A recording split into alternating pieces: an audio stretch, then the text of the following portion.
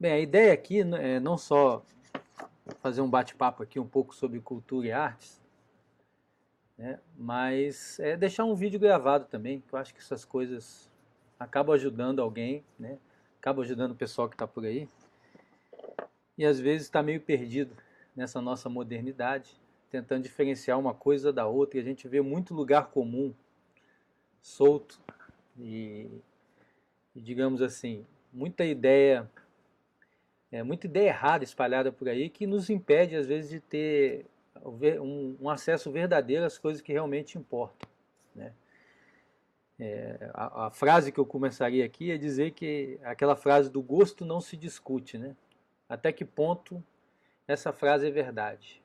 Porque uma das implicações de gosto não se discute é relativizar as coisas.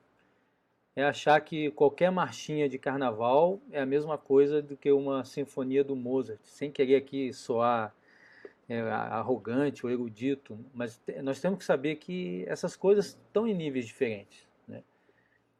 Existem grandes marchas de carnaval e existem marchinhas de carnaval que não são tão grandes assim. Então você poder comparar, dizer que uma coisa é melhor que a outra, isso faz parte do jogo e faz parte de convencimento e explicar, né?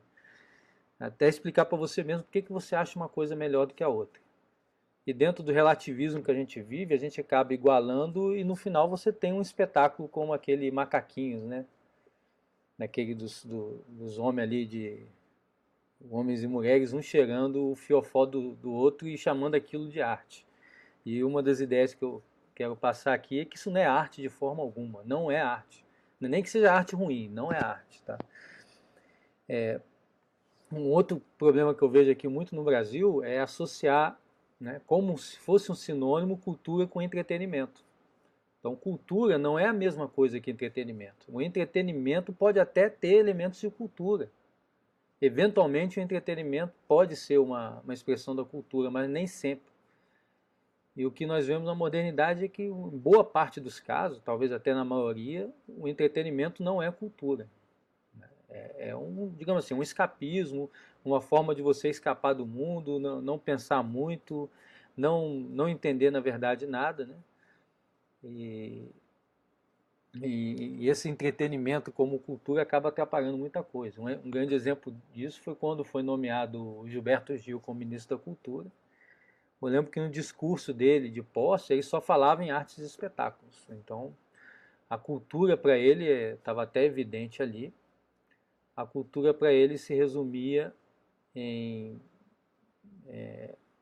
shows, né? Shows de música popular, de MPB, de forró, do que seja, né? Então, uma série de shows e muitos comentaram que era o primeiro ministro da cultura que era um artista, como se ministro da cultura, ou cultura e artes também fosse a mesma coisa. E a outra coisa que eu vou tentar desfazer aqui, essa ideia que artes e cultura é a mesma coisa. Tá? É verdade isso que você está colocando. A arte banalizada, ela nos corta o acesso a uma verdadeira cultura. Tá? E muitos até dizem que isso tem uma razão de ser. Né? Como a arte, a boa arte, é uma das formas mais formidáveis e incríveis de expressar uma verdadeira cultura. E aqui uma das características que nós temos no Brasil é que as coisas são muito burocratizadas. Né? Nós vivemos num país em que tudo se torna burocracia, tudo se torna papel, e nós temos que fazer leis para tudo e temos que ter um agente do Estado para promover tudo. Então o Estado é um grande promotor de cultura, que é uma ideia problemática também, como nós vamos ver. E outra é a associação de cultura com o passado. Né? Então associa-se cultura com museu, biblioteca, etc. Ó, isso aqui é passado, quase como se nós vivêssemos hoje uma era pós-cultural, que essa ideia de cultura é uma ideia atrasada. Então esse panorama assim do que nós temos hoje, né, o que eu acredito que uma das grandes expressões disso é o Big Brother, né, o BBB, né, um dos espetáculos que eu considero mais patéticos que existem, né, puro entretenimento, digamos assim, e pode até questionar se é entretenimento de péssima qualidade, boa qualidade, aí não vou entrar nesse mérito, mas é entretenimento, não tem praticamente nada de cultura ali. O que é expressivo da cultura é que uma grande parcela da população se diverte assistindo Big Brother Brasil. Isso é uma expressão realmente da cultura, né? Cultura do entretenimento. E eu estudei esse assunto, então não estou aqui falando coisas assim que jogadas do ar e colocados de qualquer jeito, não. Então eu tenho aqui meus professores, né? Tem alguns dos meus professores aqui que eu vou apresentar para vocês, que são pontos interessantes para refletir sobre a cultura. E a gente poder entender não só o que significa, mas eu acho que principalmente a grande potência disso daí, a grande potência da cultura. Estou vendo a Eliane aí, estou aparecendo as carinhas, estou vendo as manifestações. Imagino que a Heloísa deve estar pilotando isso daí. A Heloísa é minha filha menor, que adora também tomar o controle e ficar jogando essas carinhas. Não sei se todo mundo assiste, mas que explique. Então a primeira coisa que eu vou dizer é o seguinte: eu não sei definir cultura, acho que pouca gente sabe, e você tomar consciência que isso é uma coisa muito difícil de se definir, já é um grande passo. Você tomou consciência da sua ignorância e já começa ali no caminho platônico de perceber que você nada sabe. Tá? Então, na verdade, o que eu posso dizer é que eu já sei muita coisa que não é cultura. Então já é um grande passo. Tá? O ponto de partida que eu gostaria de pegar aqui, um dos livros que eu considero fundamentais, é um livro que eu li há quase uns 10 anos atrás e está sempre comigo, que chama Fundamentos de Antropologia, de dois autores espanhóis, Storch e Echevarria, e tem um capítulo sobre cultura. E o primeiro parágrafo tem algumas ideias aqui que eu considero sensacionais e muito esclarecedoras. Então, primeiro, que eu acho fenomenal, é a associação de cultura com cultivo. Veja bem, quando você associa cultura com cultivo, você tem que dizer que você tem que ter uma atitude ativa em relação à cultura. Então, sai daquela passividade do telespectador. Aquela passividade de você sentar e se distrair vendo um filme de entretenimento. Um grande filme, por exemplo, de entretenimento. Tem vários filmes que eu assisto e adoro de puro entretenimento, mas eu começo a ter a noção agora que aquilo é entretenimento, está ali para me distrair, me divertir e pronto, não tem muita coisa para pensar sobre ele. E essa própria atitude passiva em relação a um filme desse já mostra que não existe essa coisa do cultivo. Então aquilo não é exatamente uma manifestação da cultura. Agora, quando você fala que é cultivar, que a cultura está associada a cultivar, é um verbo transitivo direto. Cultivar o quê? Você não cultiva, sempre que você cultiva alguma coisa. E o que diz o Echevarria e o York? A ação mediante a qual o homem ocupa de si mesmo, não permanecendo em puro estado natural. Então vejam que tem duas ideias aqui. Uma é se ocupar de si mesmo. Então a cultura você vai ter uma atitude ativa em relação a você mesmo. Essa é uma primeira ideia. Então eu vou cultivar a mim mesmo. Eu vou me enriquecer de alguma forma. E não permanecendo em perfeito estado natural. Então eu vou me modificar nesse processo. Então a cultura tem esse sentido de modificar a natureza. E vamos ver como isso depois se expressa, por exemplo, na cultura empresarial, na cultura do trabalho, fabricar instrumentos para dominar a natureza, e dominar a nossa própria natureza também. Então, a cultura tem esse sentido, uma atitude ativa em relação a si mesmo que te permite modificar o estado natural. Outra ideia interessante que ele coloca é a interiorização e enriquecimento de cada sujeito. Então, na cultura eu vou interiorizar. Quando eu estou diante realmente da cultura, quando eu faço parte da cultura, eu vou fazer algum esforço ativo de forma a interiorizar algo, enriquecer o meu íntimo. Tá? Então, cultura significa, portanto, ter reconhecimento, riqueza interior e mundo íntimo.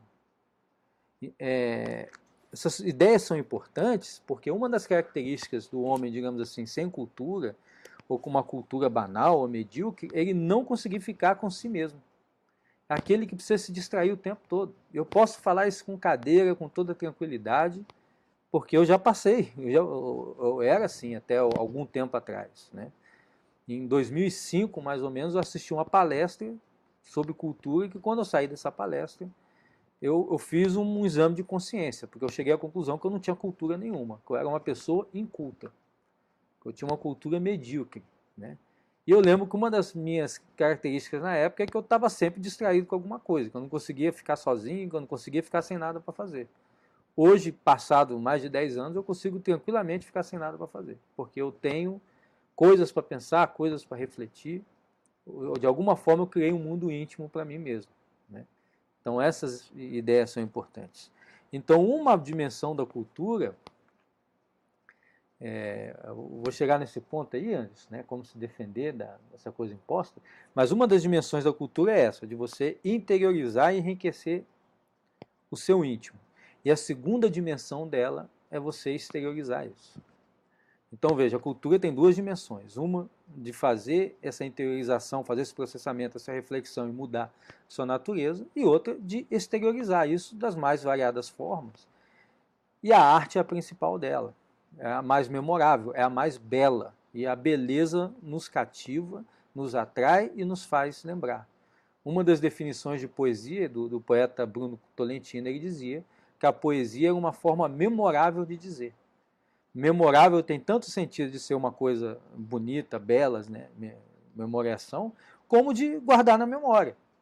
Então, os primeiros historiadores gregos, eles escreviam em poesia justamente por causa disso. Você não tinha ainda o livro, acesso ao livro e tal.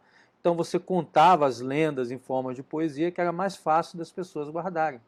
Como é fácil para nós guardar as letras da música, de músicas, por exemplo, né? Então muitos pegam aqueles versos lá do Legião Urbana, Renato Russo, e tem versos e versos gravados na cabeça. Por que nós gravamos isso? Porque ele está musicado. Então é fácil guardar isso na nossa memória. Então temos essa dimensão aqui de cultura como interiorização e exteriorização, e como uma diferença da natureza, de mudar a natureza. Então é o homem se ocupando consigo mesmo, tá? E nós vamos exteriorizar uma cultura, um povo exterioriza a sua cultura na forma dos seus valores, das suas crenças, da sua ética, da sua visão, da sua sensibilidade. Então, vejam que culturas não é entretenimento, cultura não é espetáculo. Pode ser espetáculo, pode ser entretenimento, pode ser artes. Mas a cultura, acima de tudo, é esse conjunto de uma exteriorização de que nós somos intimamente. Isso faz parte da cultura. Um dos pontos de referência quando se fala de cultura, um dos textos mais importantes que eu já li, um livrinho que eu guardo aqui, foi reeditado agora, é um pequeno ensaio do T.S. Eliot, tá, chamado Notas para a Definição da Cultura, que é qualquer um que fale de cultura hoje vai botar isso daqui, seja para criticar, seja para defender, né? É uma referência. Então, o que vai dizer o Eliot aqui? Ele vai fazer justamente um primeiro caminho desse, dizer que o termo cultura tinha sido banalizado a ponto de não significar mais nada, né? O que significa qualquer coisa, na verdade, não significa nada.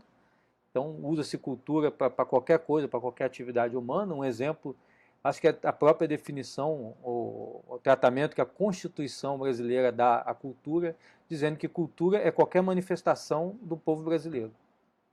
Então, vejam que, por essa definição, você ir para o banheiro cagar é cultura, né? Você está se manifestando. Então, é uma manifestação, uma definição que diz que qualquer coisa que você faça é cultura. Ou seja, cultura não é nada, né, no fim das contas.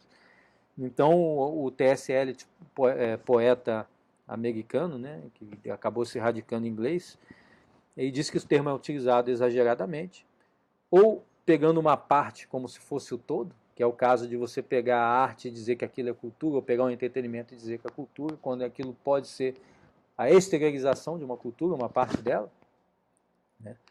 Ou como um estimulante emotivo, né? Você pega uma coisa feia, horrorosa, não sei o quê, diz que aquilo é cultura, e as pessoas já começam a ficar assim, não posso criticar, é uma forma da cultura, né? É uma desculpa, é uma forma de tratar e te coloca já numa defensiva. Tá? Outro ponto fundamental e polêmico, altamente polêmico, que o T.S. Eliot coloca, é que a cultura, ela necessariamente precisa de uma religião para se suportar. E a religião necessariamente precisa de uma cultura para se suportar. Então é como se uma se apoiasse na outra. O radicalismo do Eliot, e essa polêmica dele, era a percepção que ele teve, que ele colocou nesse texto, de que não existe cultura se não houver religião. Então, uma decadência da religião gerará uma decadência da cultura e vice-versa. As coisas andam juntas, religião e cultura. Uma frase que ele coloca nesse sentido é dizer que cultura e religião são duas faces da mesma moeda. Tá? São duas. Inclusive, a ausência de religião vai ter um reflexo na cultura, porque muitos têm a ausência de religião como se fosse uma religião. Naquele, digamos assim, aquele ateísmo militante, né? Que quer provar que Deus não existe, etc. e tal. Né? Não é simplesmente, uma coisa que eu não acredito, eu nem perco tempo com ela. Não, é uma coisa que me incomoda quando alguém tem uma religião, porque eu tenho para mim como um lema de vida, um norte provar que Deus não existe ou coisa desse tipo. Então, se isso é tomado nesse jeito, ele vira uma falsa religião e vai gerar uma falsa cultura. Então, a decadência, por Eliot, nós vivíamos na década de 50, quando ele escreveu esse livro, logo depois da Segunda Guerra Mundial, uma época de decadência cultural que correspondia a uma decadência religiosa, que já vinha antes. Né? E ele via também a cultura em 3 níveis, o nível do indivíduo, o nível da casta ou da classe a que ele pertence e da sociedade, e que uma dependia do outro.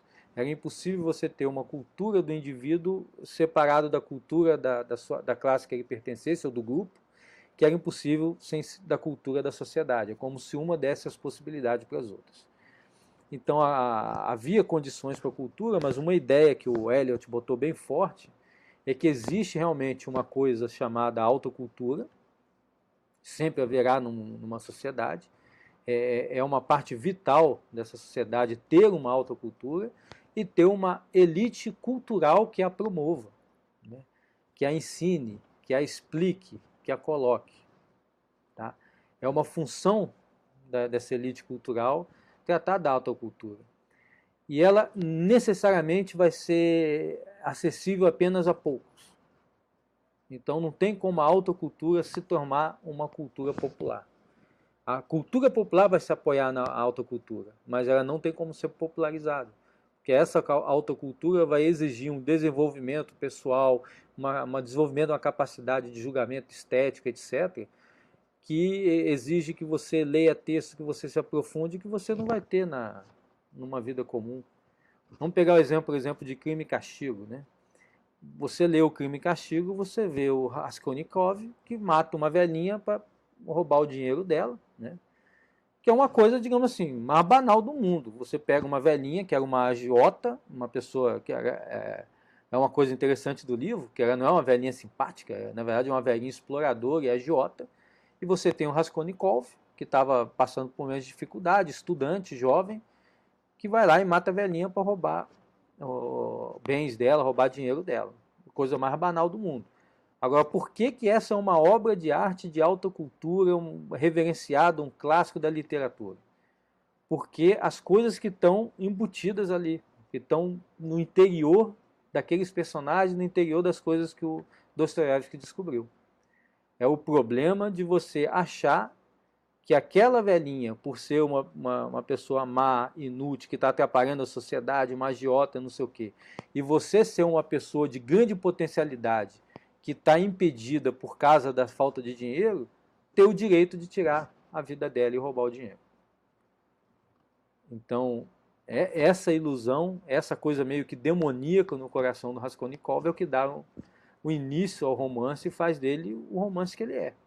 Porque esse é um sentimento universal, que qualquer um de nós está sujeito um dia a sofrer disso. Pode ser num extremo de matar outra pessoa, mas julgar, poxa, essa pessoa aqui é inútil, só está me atrapalhando, né?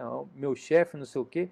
Por que eu não posso colocar essa armadilha no destino dele, ou entregar uma coisa errada que ele esteja fazendo, para que ele possa ser demitido, ou removido da minha frente, e aí eu possa, com toda a minha potencialidade, melhorar o serviço, etc. e tal. É uma coisa comum de acontecer. E que o Dostoiévski coloca isso no seu romance. E depois vai tratar do problema da culpa, da consciência, do arrependimento, né? Temas cristãos por natureza, a universalidade dentro do particular. Agora, como é que você vai entender essas coisas se você, por exemplo, não tem uma cultura, digamos, religiosa? né? Se você não tem uma cultura, por exemplo, bíblica da questão da tentação, da queda, do arrependimento e da regeneração, que é o tema bíblico por excelência. Se você nunca estudou isso, você vai ler esse livro e não vai perceber esse movimento, ou vai perceber muito pouca coisa dele. Então é esse esforço que faz que você entenda a autocultura.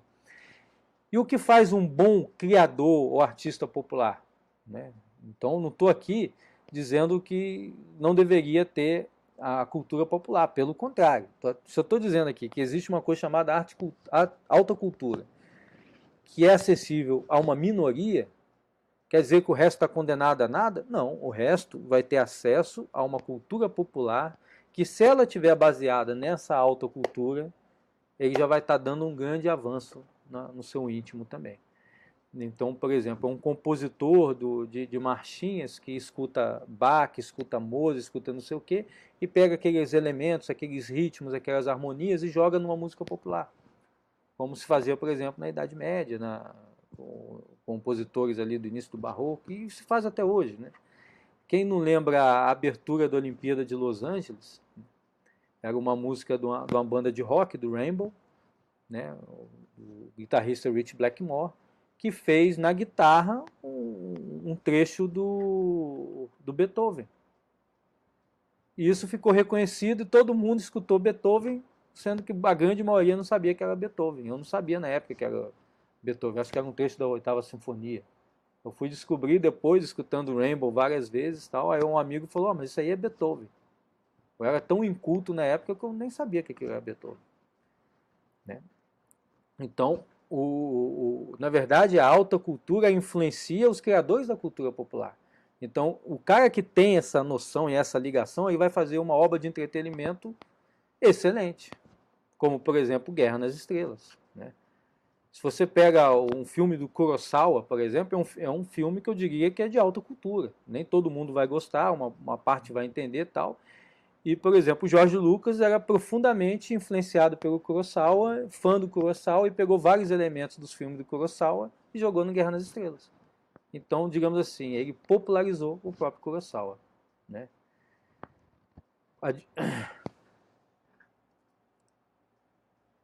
Tá. Depois eu vou respondendo as questões que estão sendo colocadas ali, né? Sobre a questão de relação com religião, é sempre complicado, né?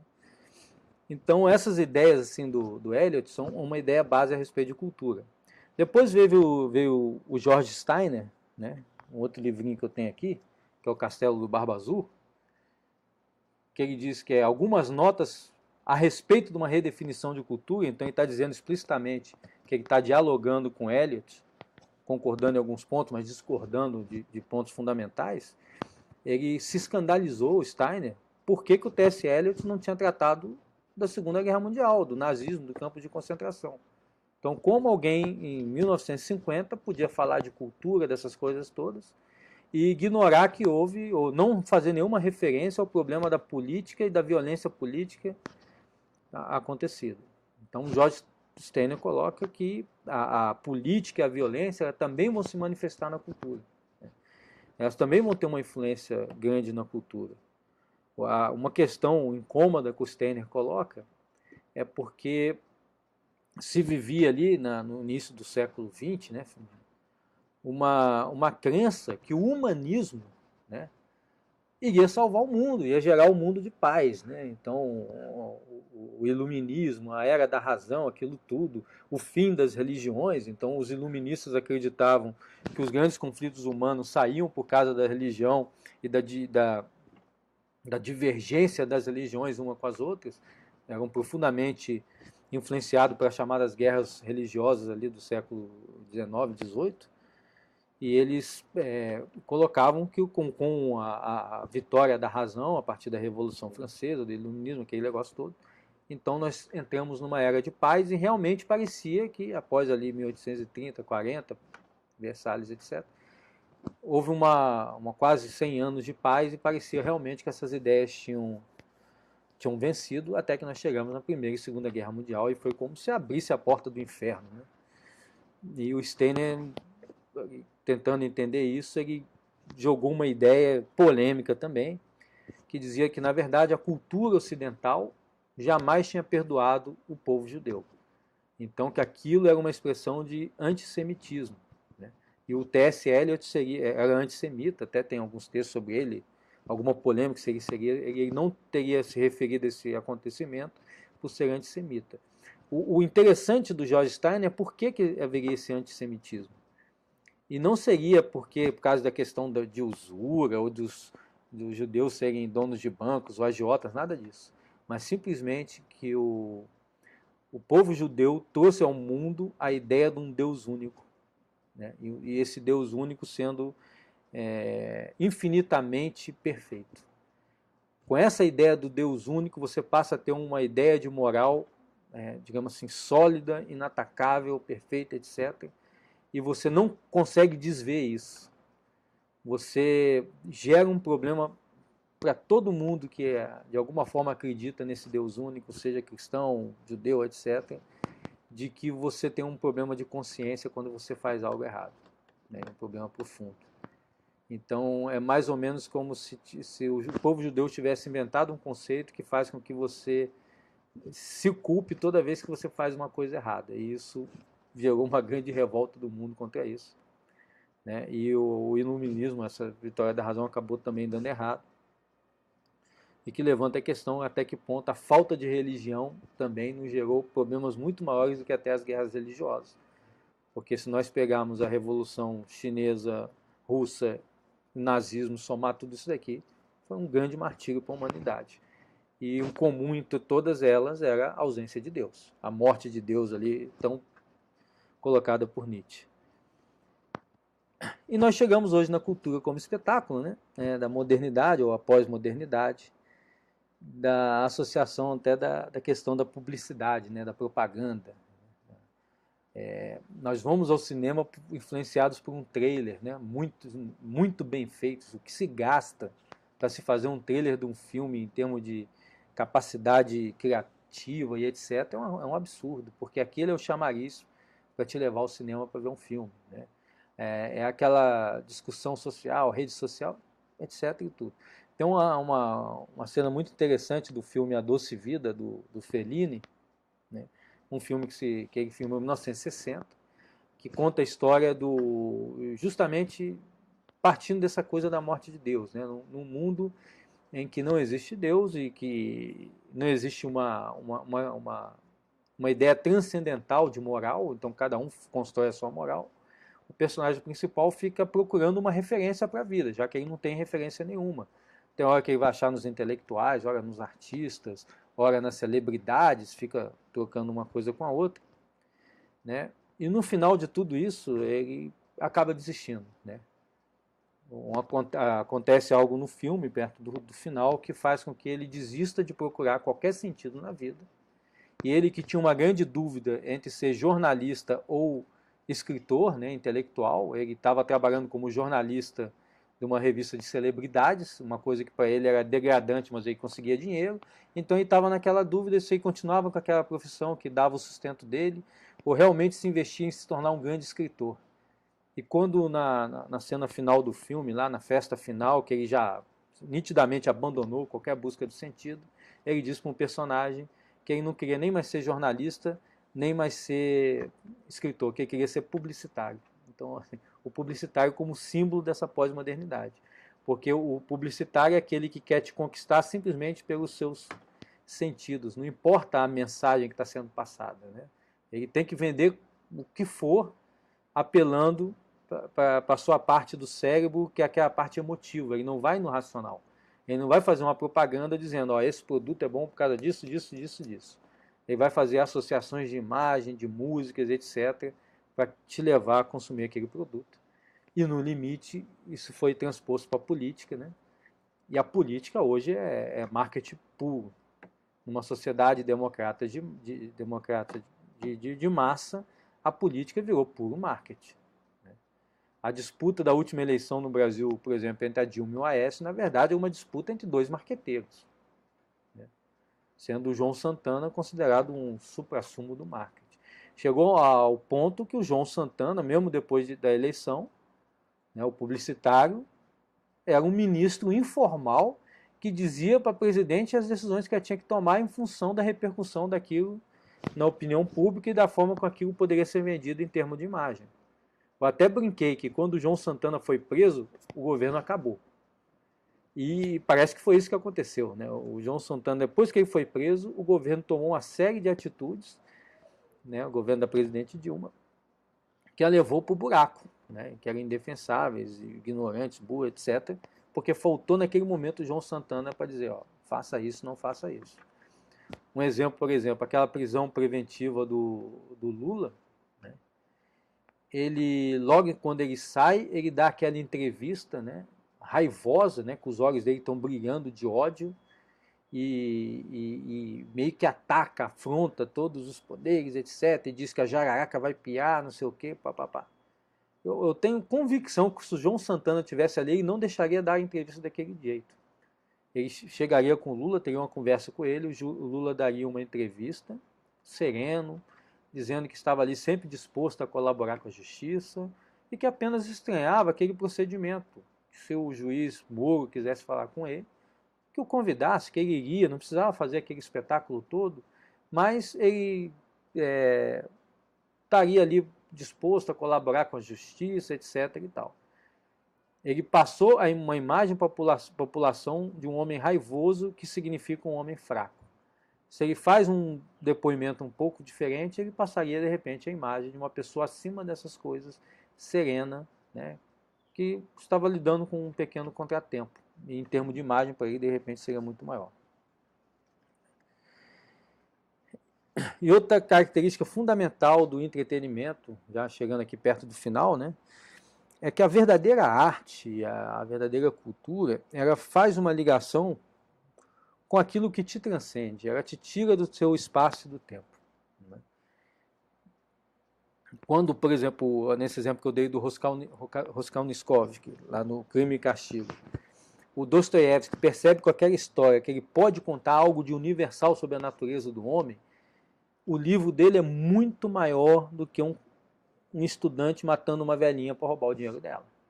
Um autor menor, um autor medíocre, faria a principal narrativa dele do estudante matando a velhinha. Ia botar uma história mirabolante, suspense, né, idas e vindas, a investigação, cheio de aqueles labirintos todos. E ficaria preso naquela história. Qual seria o assunto do filme? A história de um cara que mata uma velhinha. O Raskolnikov, não. O Dostoiévski, não. Ele faz uma história do problema do mal, do problema de uma pessoa que se convence que ele é uma pessoa boa e que ele pode praticar um ato de maldade justificado e depois retomar a vida dele como se nada tivesse acontecido. E que isso é uma ilusão demoníaca. Isso foi o livro do Dostoiévski, muito acima daquilo que foi colocado ali por um autor menor, um autor medíocre. Então as artes têm essa função fundamental dentro de uma cultura, que é de expressar a cultura. Expressar através da beleza. Né? O grande criador artístico, ele, a partir das situações particulares que ele vê, a partir da observação da natureza, das ações dos homens, ele vai identificar uma verdade que transcende aquela situação e vai transmitir aquilo da forma de uma pintura, de uma poesia, de uma obra de literatura, né? E vai produzir uma obra memorável, artística, que vai durar no tempo. Né?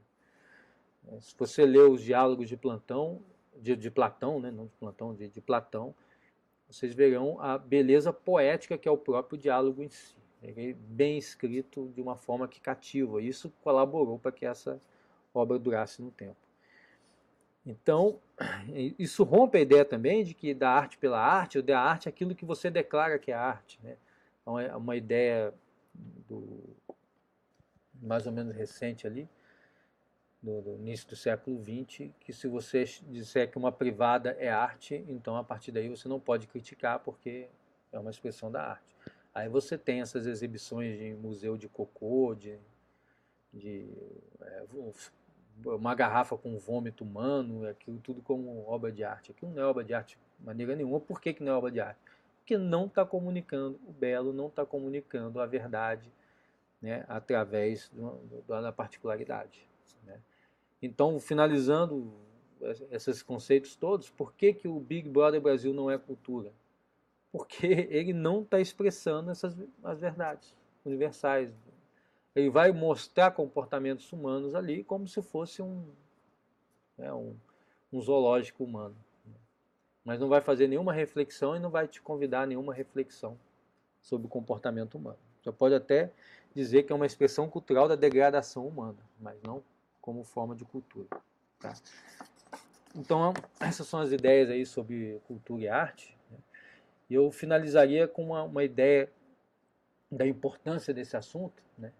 É que a cultura, ela estabelece os limites da política. Né?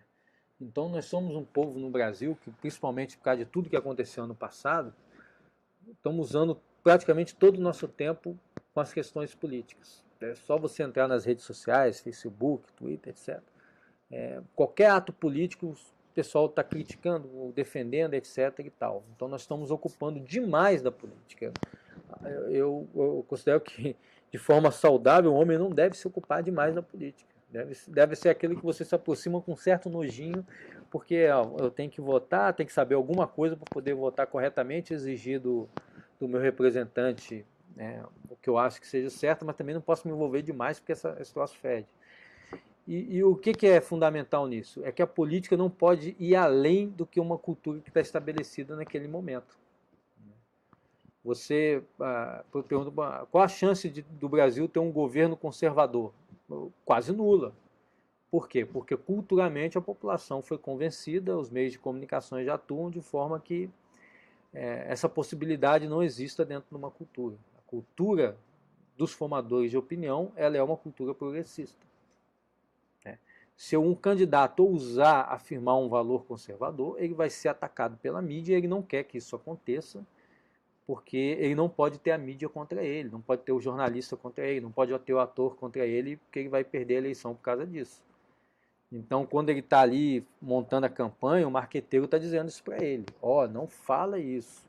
Se perguntar tal coisa, seja evasivo, não diga que nem que sim, nem que não.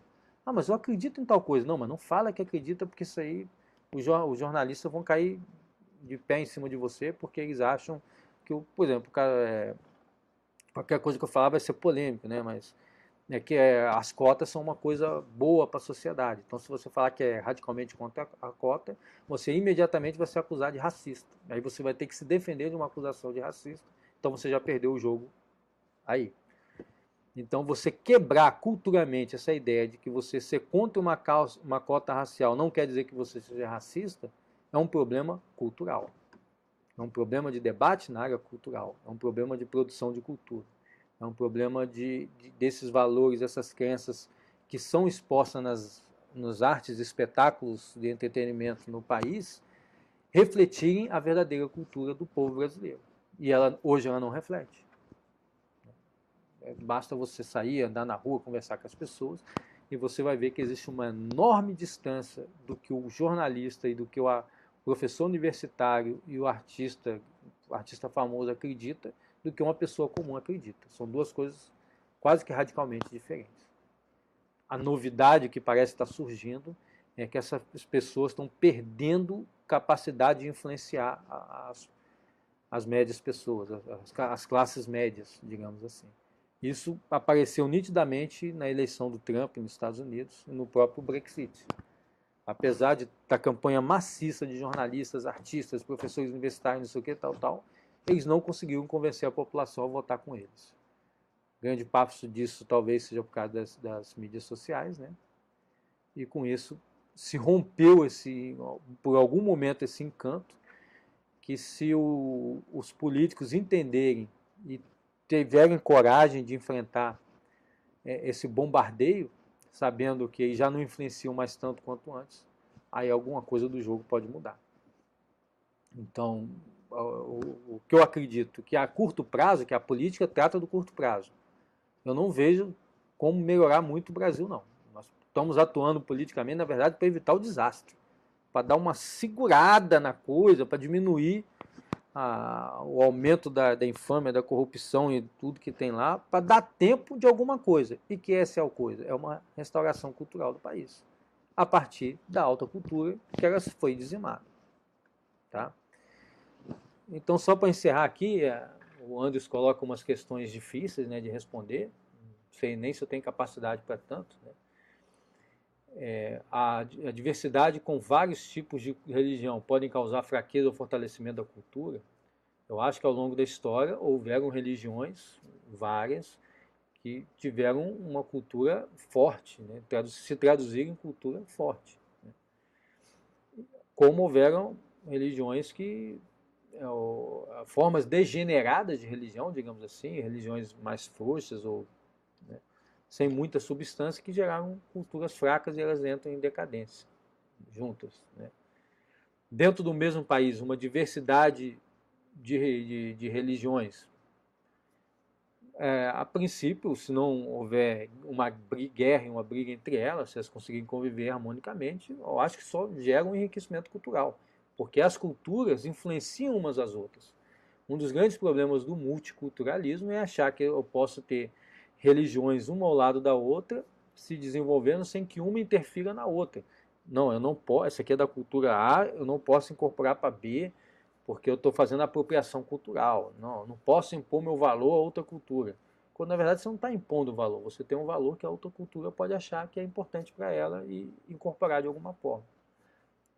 Então nós temos no Brasil, por exemplo, uma cultura problemática, mas uma cultura que o núcleo dela é cristão, né, da nossa colonização, etc., mas altamente influenciado por elementos da cultura espiritual negra, né, de coisas importadas do espiritismo da França, das crenças indígenas, que vão misturando esse caldo cultural e vão produzindo a cultura brasileira. Isso é uma coisa normal em qualquer país.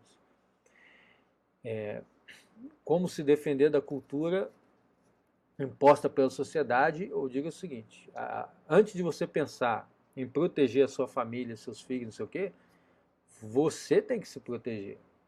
Você tem que dar uma pausa, né? Em vez de ficar vendo Big Brother Brasil o tempo todo, novela, não sei o quê. Não, peraí, eu vou me forçar a ver algo diferente. Poxa, eu não tenho saco para filmes clássicos, não sei porque todo mundo fala nisso. Aí você tem que parar uma hora para pensar, pô, se esses filmes são clássicos, são considerados tão importantes, por que eu não consigo assisti-los? Por que eu acho chato? Não, eu vou me forçar a assistir um ou dois ou três filmes desses, vou ler sobre esses filmes e tentar entender por que ele atrai as pessoas. Eu vou ver o Cidadão Kane, vou assistir o filme, de repente eu vou achar o filme extremamente chato, e depois eu vou estudar. Poxa, por que esse filme é considerado por muitos o maior filme já feito no cinema? Quais são os elementos dele? E vai acontecer uma coisa que aconteceu comigo, que você vai ver, poxa, esse aqui estava na cara e eu não fui capaz de ver. Caramba, como é que eu não entendi que tal coisa simboliza tal coisa? Como é que eu não consigo entender os símbolos que estão num filme? Então, são essas formas que nós utilizamos ali para nos educar. E nos educando, nós podemos ajudar a educar os outros. Né? Aí sim, você vai pegar o seu filho, a sua filha do lado e vai explicar uma determinada cena de um filme popular que ela está assistindo. Né? Hoje, minha esposa e minhas filhas estavam vendo o Capitão América. Né? E eu posso pegar minha filha e falar, vou te mostrar alguns elementos do filme que revelam essa questão da cultura e da alta cultura. O Capitão América, ele toma um soro, né, que, como diz o cientista que criou esse soro, ele potencializa o que as pessoas têm, de bom e de ruim.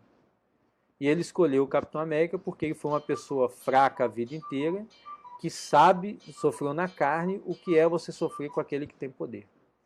Então é muito perigoso você dar poder a quem ou usa mal o poder ou jamais sofreu a injustiça do poder. Tem mais chance de usar esse poder para o mal. Então essa é uma questão do filme do Capitão América, que é uma questão universal. Né? Do problema do poder, que vai aparecer também, por exemplo, no Senhor dos Anéis. O Gandalf vai dizer pro Frodo que era melhor ele carregar o anel. E uma hora o Frodo vira pro Gandalf e fala, você é muito mais sábio que nós, muito mais inteligente, por que você não leva o anel? E o Gandalf, não, eu sou poderoso demais. Eu posso me perder com esse anel. Então é melhor que o mais fraco carregue esse anel. porque se ele se potencializar na maldade, a gente ainda pode fazer alguma coisa.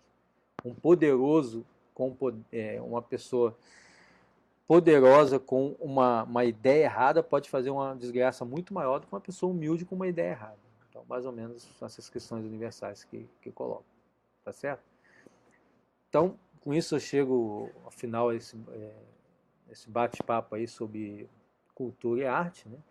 Na verdade, isso aí foi um grande teste, foi o primeiro que eu faço, de forma mais séria, vai ficar gravado aí para quem quiser assistir. E vou tendo interesse, semana que vem ou na outra, a gente busca outro tema ou puxa esse daí vai tratar de outras coisas. Agora, de repente, com questões mais práticas, analisar um filme, um livro e mostrar esses aspectos culturais nele, e de forma que nos ajude a todos a pensar nessas questões, né? Que eu acho que são muito mais importantes do que você ficar entrando em discussão na internet política contra ou a favor de cota racial, ou contra ou a favor de casamento gay, aborto ou o que seja.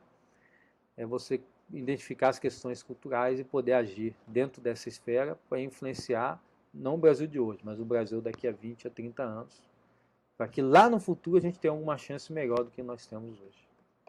Tá? Então, um grande abraço a todos. E por aqui eu vou encerrando essa apresentação.